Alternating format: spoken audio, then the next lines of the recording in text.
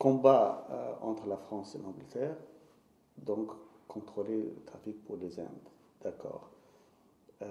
Faire prévaloir certaines valeurs, égalité, fraternité.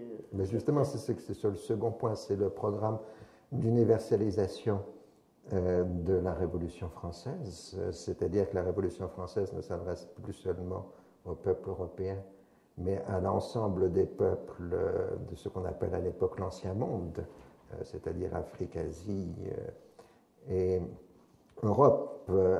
Et donc, il y a l'idée que les populations de l'Orient se révolteront et entreront dans le camp de la France dans cette lutte pour l'hégémonie mondiale entre la France et la Grande-Bretagne.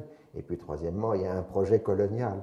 Donc, c'est toute l'ambiguïté de cette situation historique et les idéologues de l'expédition parleront de la création d'une colonie franco-arabe, pas d'une colonie française. À l'époque, on ne parle pas de colonie française, mais de faire une unité franco-arabe dans le cadre de cette campagne d'Égypte. Alors, le programme scientifique, l'Égypte attire évidemment les sciences européennes depuis longtemps. Déjà, les armées révolutionnaires françaises, disons à partir de la campagne d'Italie, avaient une mission scientifique qui accompagnait les opérations militaires.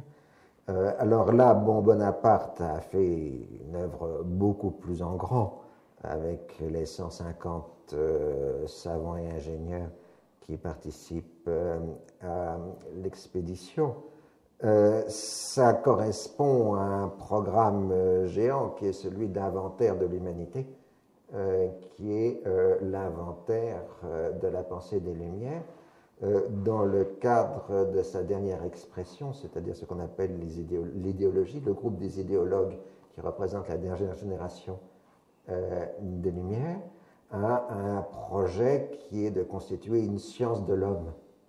Et la description, d'abord l'Institut d'Égypte, et puis ensuite la description de l'Égypte, appartient à ce projet de constituer une science de l'homme.